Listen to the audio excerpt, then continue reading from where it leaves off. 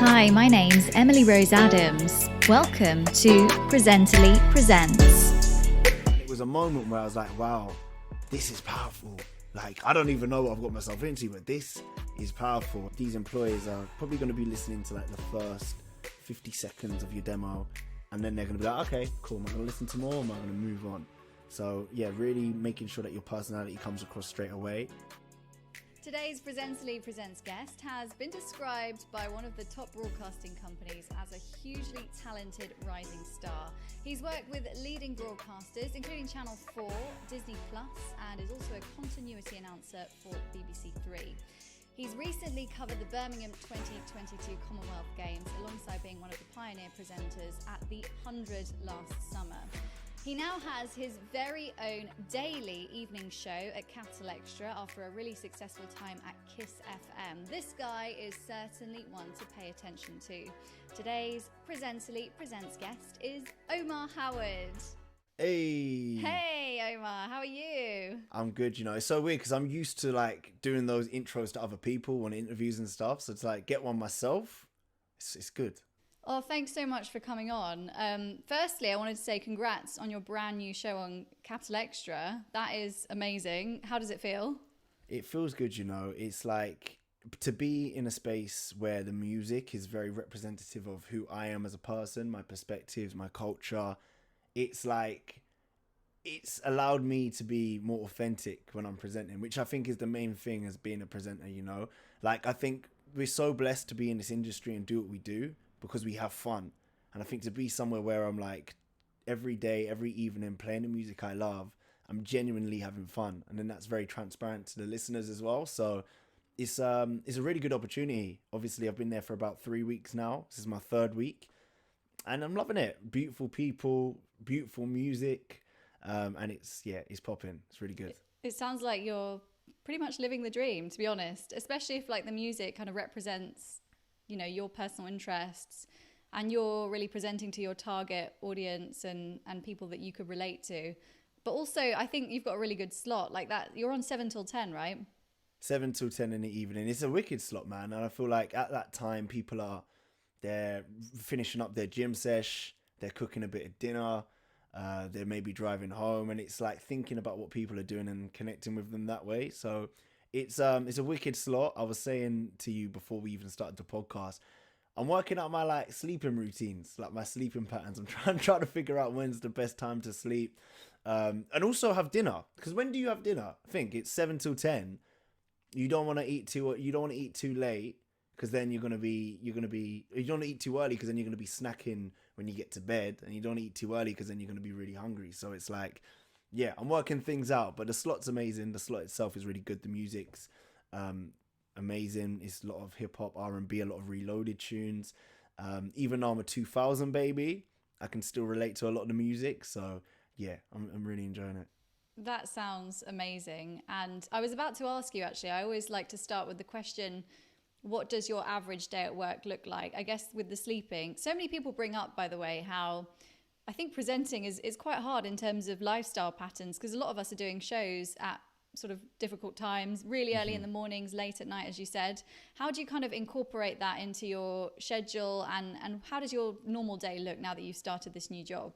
Yeah, I mean, I think as a creatives, I can't speak for everyone, but I don't think we like structure.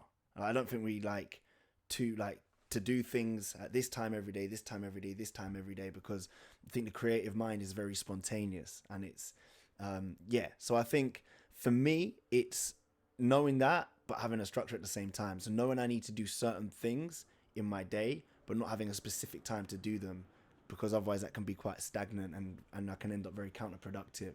So for me it's like, cool, I wake up, I'll go to the gym, I'll maybe pick up a book, I'll have my food.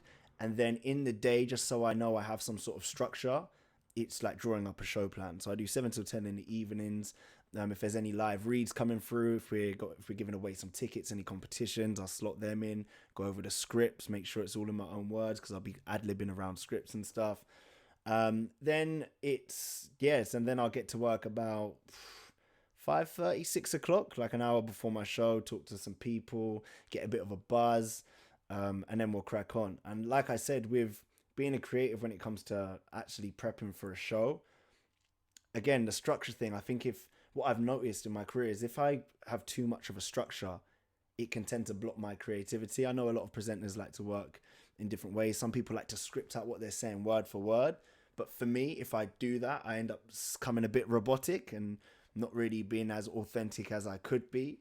So for me, it's kind of just jotting down some bullet points, knowing where I'm starting on a link, knowing where I'm finishing on a link. And then that middle bit is where I can get creative and start to have fun with things. So yeah, that's kind of how I'll structure my show and my links. And yeah, it's just keeping balance as well. Because I think it's very easy, as you probably know, to get caught up in everything. Like, oh, I need to do this interview. Oh, why have I not been booked for this and this and this? And it's like, yo, let's keep some balance. That's why I think it's so necessary to, be going to the gym and to be doing these things to break up the day and knowing that, okay, this time's work time. The rest of the time is you time. It's that balance. I couldn't agree more. I'm all about like looking after your body, and I think that really it comes through in your shows. I'm sure, like if you're in a good place with your routine, that probably really helps you in terms of your performance every day. Yeah, definitely. And I think it's watching. Yeah, you got to watch your energy levels, because sometimes I'll be doing all these things to benefit me in the day, and then I'll get on the train. I'll be like, I'm quite tired. I'm like, nah, man, I've got a show at like 7 o'clock. But being in the studio, playing the music that I'm playing, as I really love that music, that hypes me anyway. Knowing that I'm about to talk to the nation, knowing that when I put that fader up, I have to speak, and what I'm saying, people are gonna hear.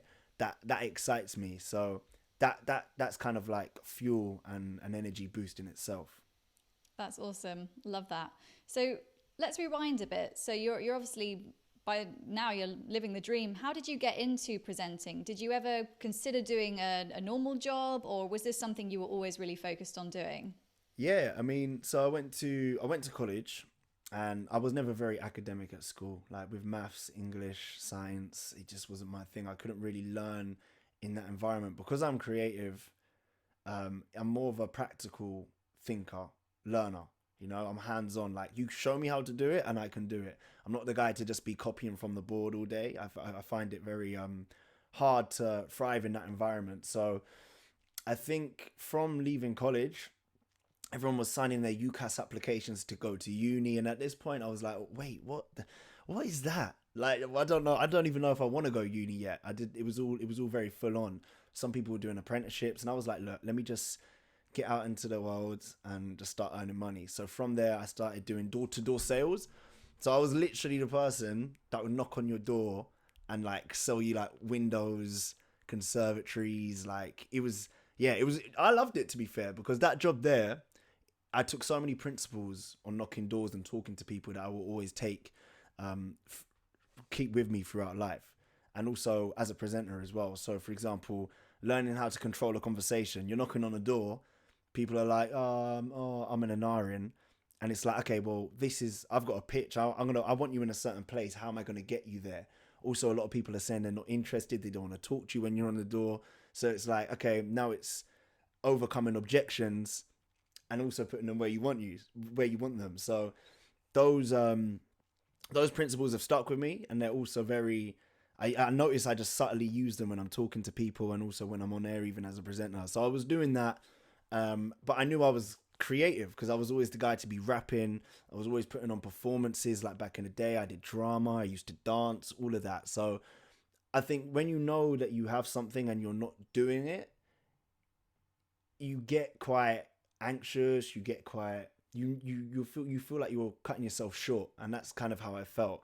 So I started putting myself out there. I started to network with people that were in the creative space, TV, voiceover, radio, and I ended up doing something called the Bauer Academy. So the Bauer Academy is, I believe they still do it.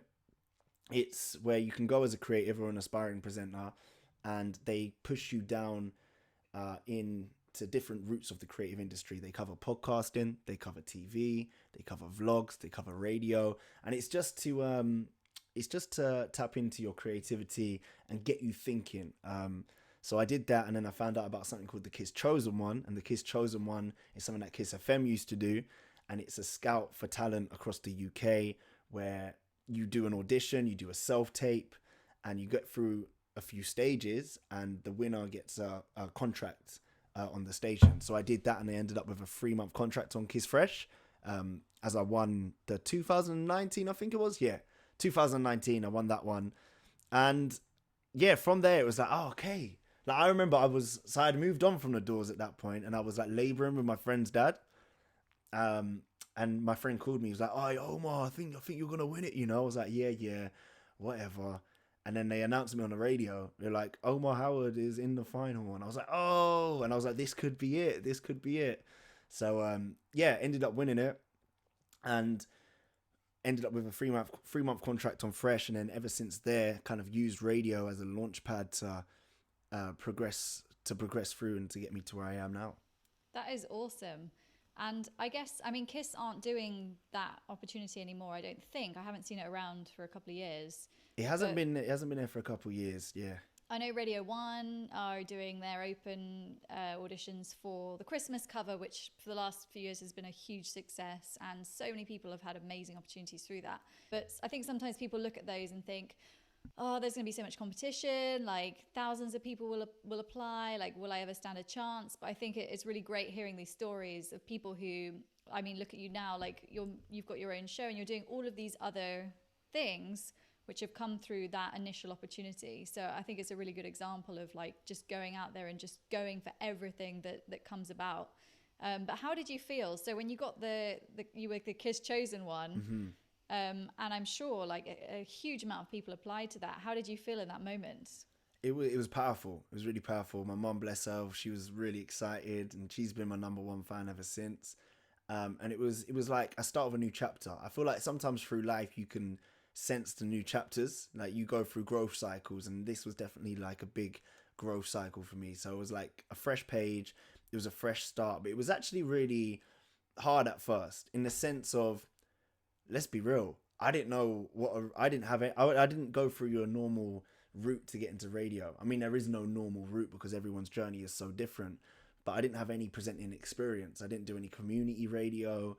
I didn't really have my own series on social media. It was just from being a labourer to jumping on a national radio show. So I did struggle at first to find myself. It was really hard to actually find my authentic self. It got to a stage where I was like, who am I? Do you know what I mean? I didn't know who I was because I didn't have the necessary training. But I was working with someone, Jay Disruptive. I believe he's done some work with Presenter Lee as well. Jay, like, he was a producer at Kiss at the time, and he really helped me. He helped me get off my feet. He helped me find myself, helped me come out of my shell. And he always says, no, it's all you. It is all you. But, he was a very big tool on the journey. So working with him and working on, tone delivery and formatics and structure and planning it helped me a lot. And it helped me progress not only to where I am now, but also through Kiss when I was there. Big shout out to Jay. He's great. He's helped a lot of people who are on Presently, kind of exactly what you said, just develop their style, because I think I've experienced it in the past where you get on air and you almost, if you do script it too much, you feel a little bit like robotic, and you want to be natural, you want to show your personality. And there is also a pressure, I guess, when you're doing radio shows, when you've got those longer links, to show a bit of you rather than, it's not all about the artist. It's not all about the content that the company wants you to promote. When you've got the live reads for, as you said, competitions and things like that, mm-hmm. There are moments where you have to kind of reveal, like, what have you been doing? What's interesting about you? And I've experienced it too. It can be really daunting. And especially for me, I used to do breakfast, and you often go to bed really early. And during the day, everyone else is at work. So really, you're not doing a huge amount, but you've got to wake up and you're speaking to potentially thousands, or if you're on a national station, millions of people, and you're supposed to be very entertaining and telling them all sorts of interesting things you've been doing. But really the reality was I was in bed at 8:30 every night and mm-hmm. not doing that much. So there are times where you feel a bit exposed. And I think that's really interesting that you used your initiative to like go to someone who could help you with that. And I think, being a presenter, like, you're not always a ready-made product. You kind of have to develop yourself. Is that a journey you think you're still on right now? I think so. I still feel like a real baby in the industry. I think especially because lockdown was a big thing, and it was like 2 years, a year and a half of being at home, doing radio shows from Clean Feed, which is a recording software which we were using. And it wasn't the same, you know, you didn't get the same hype as being in the studio. And I was in a duo at the time. So I didn't get to see his face, and I couldn't react off his facial expressions, which is a big thing when you're in a duo. So that and also I think it's a never-ending journey. I think you're always growing, always developing, and I think even the Charlie Sloths are always thinking how they could do things differently, you know, because I think it's a process which shouldn't end. Hey folks, Emily here, and I'm interrupting this fascinating conversation to remind you that if you want access to the best jobs in the industry, there's no better way to find them than to sign up to Presently. There you can create a free profile page and then subscribe to start applying for the most exclusive jobs for presenters, voiceover artists, and more. And right now we're offering a 14-day free trial, so check it out. That's presently.com. And now back to our conversation. So you've also, obviously you're doing loads of radio, but you're doing other freelance stuff as well. What kind of, because we mentioned BBC Three, Channel 4. What other things have you been up to? Yeah, do you know what? Big shout out. This is where I have to give a big shout out to Presently Jobs, you know, because I at Kiss, I was doing, you know, weekends. Even when I was on just Kiss Fresh, it was just Saturday, Sunday, pre-recorded show, and I had time on my hands. You know, it's not like I was, it's not like I'd made it, you know, and I still don't think that's where I am, and there's a lot of work to be done. But you know, when you're freelancing as a presenter, there's always a lot of work that you can be doing, and it's easy to fall in the trap of you want to be somewhere, you want to be working with this radio station, but then what? Like, you're gonna get there if you put in the necessary work, but then what are you gonna do? And that's where I found myself. I was like, you know what? I need to build. Like, this is a time to like really build my brand, especially like I said, I came from, let's say, like 0 to 100 quite quickly. So it's like I had this tree, but there were no roots. There was no foundation laid. So it's like now I wanted to build the foundation. So I found out about Presently Jobs. It was Presenter Jobs at the time, and I was looking through the categories of what I could be doing. I was like, oh, BBC, ITV, Channel 4. Okay, cool. This is huge. And then there was a connections book with loads of emails. I had a voiceover reel at the time, which someone at Kiss helped me produce. So I had a voiceover reel. I had like a show reel. I was like, cool, connections book. Let me just blitz out. Let me just BCC everyone on this like connections book. So like I was making, like I said, with the structure, I made part of my daily structure to at least put myself out to like 5 people. And I did that.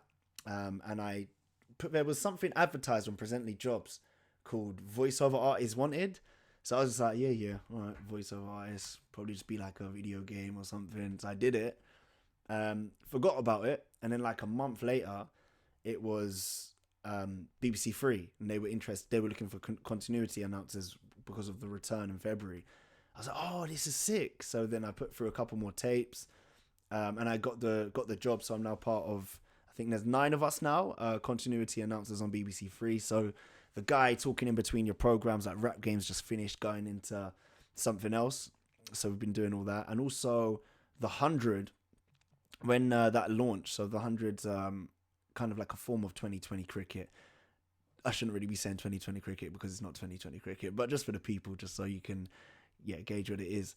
And it's massive sporting event. You've probably seen it all advertised this year on like crisp packets on your TV. It's been really big. So we were... they've done really good job of it. So we were like the pioneers of the whole thing. So there was something called the 100 Rising. So as part of the launch of the 100, they also gave 100 upcoming aspiring creatives or people that want to work in media a chance to do that. So whether you're a presenter, whether you're a journalist, an assistant producer, they will give you a spot where you can work on the 100. So in 2021, that was it, 2021, I was working alongside Nick Bright, Radio 1 Extra DJ, who, yeah, we were just hosting at the Oval Invincibles in front of like 20,000 people. It was incredible. So that there made me realize, like, wait, this is why I want to do this. Like, this is where I want to be, because there was a moment where there was this little girl, right? And I was going around the crowd. I was like, right, like just scouting people out. Who can I talk to? Who can we get on the big screen? So I was an in-venue host. And she was like, me. I was like, okay, cool. And a lot of the times with these kids, it's like, cool, they really want to come on screen, but they just kind of shy away when the cameras are out.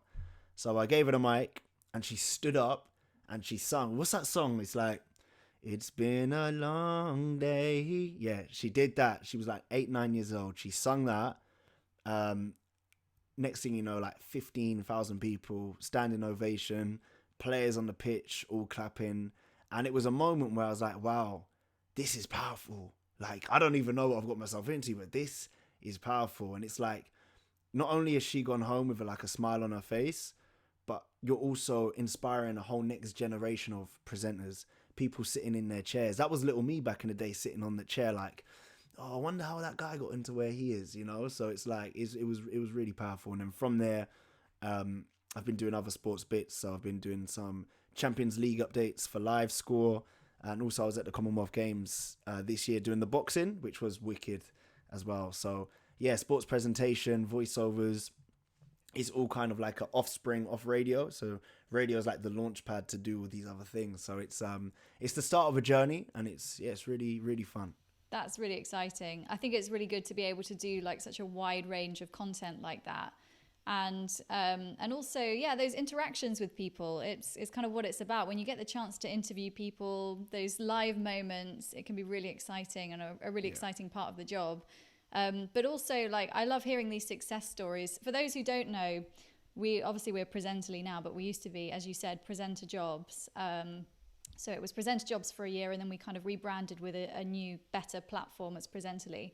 And we had the Connections book, which we are going to try and bring back. We're just updating it to make sure we've got all the correct information out there, because we wouldn't want emails going out to people who have left jobs and things like that. So that's something we're working on. But hearing these success stories like yours, where you've just gone for it, like, that is exactly what it's about. Being across it like that, that's such an important part of the kind of journey of getting jobs, is the networking. It's not just applying for the jobs. And that was one of the big reasons we had the Connections book, is because it is about connecting and networking and putting yourself out there. So that's really amazing. And I just love hearing these success stories, because, you know, when we're behind the scenes plugging away, speaking to these companies, and it makes it all worthwhile, and it's really exciting. So I love that. That's a really, really lovely story. So obviously you've got a lot of experience now over the last few years. You've probably done thousands of hours of live broadcasting. Yeah. Do you ever get nervous even now, or is that something you've like had to overcome? Yeah, I mean, it's something which I feel, and I think every human does feel, but it's just I've channeled it different now. Like, I get that feeling all the time, and it's like someone told me this, and I always whip it out. So if you've heard me on like a podcast before, and it's like, oh, he's saying this again, just bear with me. But it's the feeling that you get when it's your birthday tomorrow, and the feeling that you get before you go on national radio is the same feeling, and it's just like a mental construct which makes it different, you know? Like, it's nerves, it's the same feeling as excitement. So when I feel like that nervous feeling, I just say to myself, like, okay, cool, I'm excited, man, I'm excited. And then I take that breath and I'll just go for it. And it's like, a lot of extroverts tend to be introverts, and I'm an extrovert, but I'm an introvert. Like, when I do what I do, I'm in the building, and when I'm on podcasts, you know, I'm out here, and I am out here in real life. But sometimes I just do like to chill and do my own thing. So it's like, you may think you're nervous and you may be quite introverted, but just like, it's pantomime. Do you know what I mean? Just kind of like let loose, just chill, and just kind of take a breath and understand what you're about to do and where you are, and give thanks. And yeah, I think that helps me a lot. And just taking some breaths. Do you know what, actually? Everyone says taking breaths helps. I don't think it does for me. I don't think it does for me. But yeah, I just kind of say it's excitement. I'm excited. And then when you're in it, it's fun. It's always like that roller coaster. Like I used to be so scared of roller coasters. Every time I got off, I'm like, oh yeah, that was sick. Let's do it again. Yeah. So it's that mentality of just like, oh, I'm going to enjoy it after. You know? That's really good advice. I think reworking it in your mind, because especially if you're an anxious person, it can get a bit overwhelming when you have these feelings of nerves and anxiety about the apprehension of what's going to happen. And there's something I've learned to do is similar to you, I guess, is that I try and thank it. I'm like, this is great, because actually adrenaline, if you channel it in the right way, can really make you laser focused and give the best performance you've ever given. So if you feel a bit anxious and nervous, I've tried, and it's still something you still work on, I think, for your whole career. There are presenters who've been doing it for 40 years and they still get moments of nerves, and it's just totally natural. And I just try and go, yes, thank you for the for the nerves. This is going to give me a better performance, because I've now got the adrenaline that maybe I didn't have and maybe I need. And it is, you know, you need a lot of adrenaline to really focus and, you know, give those sorts of presentations. I'm sure you feel it every day, to be like on it and perform like that and come up with good content and not stumble over your words. It takes quite a lot out of you physically. That's it. Yeah, it does. It's like, you know, you get that like creative juice, and it just, sometimes you're drained. Like, cause I like freestyle rap as well. And, I notice it when I'm rapping. I notice like after like an hour or like half hour of rapping, I'm like, yeah, this is a lot. It's like running a marathon. Yeah. I mean, I'm running the marathon on the 2nd of October. Amazing. So that's going to be, do you know what? I actually haven't really trained for it, to be honest, which no. I'm in for some hard truths when I run this. It's, just don't rap at the same time. Yeah. I mean, they say that when you're running, you want to be able to talk fluently. So maybe I will be rapping just to make sure that I'm not going too fast. Love that. Yeah, it's exciting. So with your live shows, I'm sure, you know, we all have moments where things go wrong, whether it's technically or sometimes, you know, things just happen. Have you got any moments where things have kind of not gone to plan, shall we say? Last night, for example, I was on the radio, I was speaking, small thing, I was just like, yes, Chris Bone playing for you on Capital XTRA. I was like, Chris Bone? But it's like, own it. I just own it. When these things happen, it makes you more human when you like make mistakes. You know what I mean?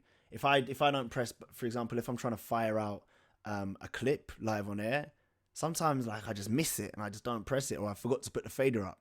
I'll be like, oh, sorry, 1 sec, I just missed the button, and I'll own it and I'll tell my audience that I'm messing up. It's been a long day. I'm still adapting to these shifts. Like I don't know when I'm sleeping. So like I think owning it when you make mistakes is definitely key. I've never taken a station off air, something I've never done. Touch wood, I don't do that. But yeah, I mean I've stumbled over words, I've skipped certain songs and I haven't skipped ads actually. That's not touch wood again. Not yet. I don't do that. But I feel like when you make these mistakes, which you probably inevitably will, it's so necessary for your growth. And just to own it, man. Like, yeah, you really just have to take it and be transparent. Yeah, it feels awful at the time, doesn't it? But really, I think the audience loves it.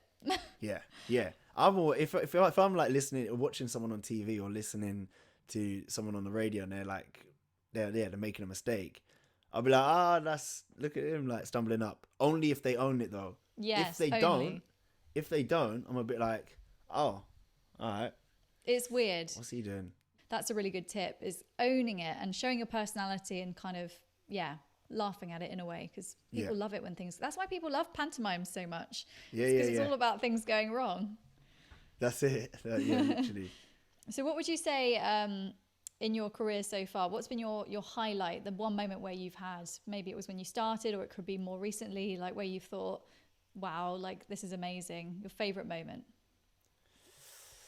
That little girl story when she sung, that was really powerful. I think recently as well, just being in the Capital XTRA studio, I did like it was after the Queen passed.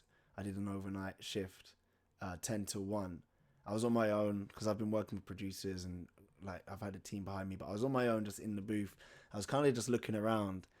I was like, oh man, everything that I've done has led up to this moment. All like the no's and all the times I thought like, this isn't gonna work. It's all led up to me just being in this studio. So it was one of those ones where I took a breath, and I was showing gratitude. So I think from that, it's just like, you're gonna get these no's and you're gonna get shut down, and it's gonna feel like the end of the road.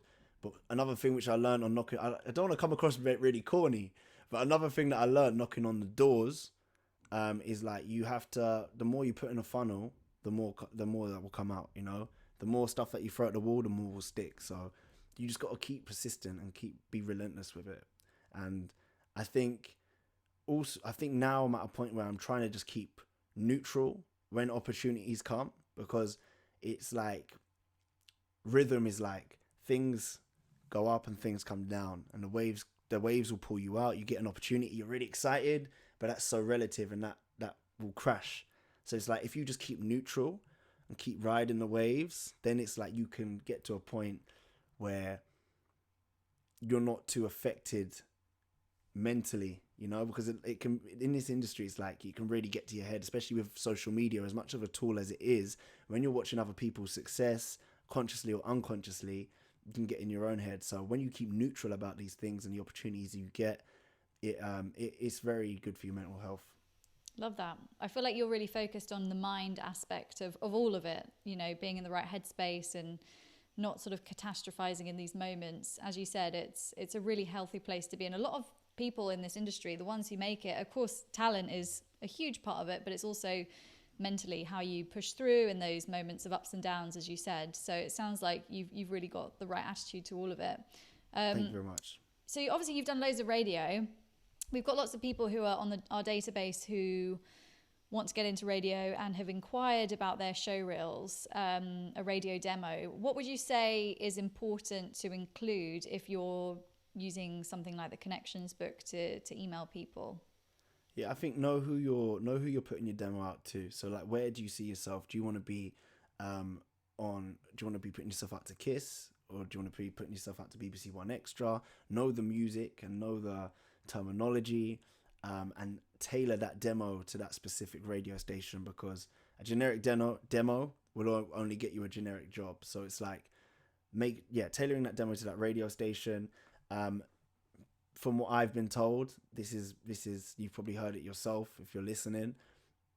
These employers are probably going to be listening to like the first 50 seconds of your demo, and then they're going to be like, okay, cool, am I going to listen to more, or am I going to move on? So yeah, really making sure that your personality comes across straight away, and you know, putting in the terminology, the reads, what's going on that station. Put that in on your demo, because those employers want to see how you're going to sound on that demo. They're not gonna, you don't want to give a generic demo and think they're going to ask you for a tailored one. Just do it straight away. I think also who helped me, Jay Disruptive. I think definitely maybe plug his socials. I think that's his Disruptive Talent, or Jay Disruptive on Insta. He's a presenter coach. He's very useful, and he can be a very good tool. I think he does free consultations, so you can just have a chat with him, because he will help shine a torch on your path so you can see which direction to go in. But I think just talking to people as well, emailing yourself, putting yourself out to presenters. My DMs are always open. Omah Howard on Instagram with an H, not an R. Just ask people, because why not? If you don't ask, you don't get. So just I think a lot of people in this industry want to help each other. I think some people don't, but it's just like, they can go on and do their own business.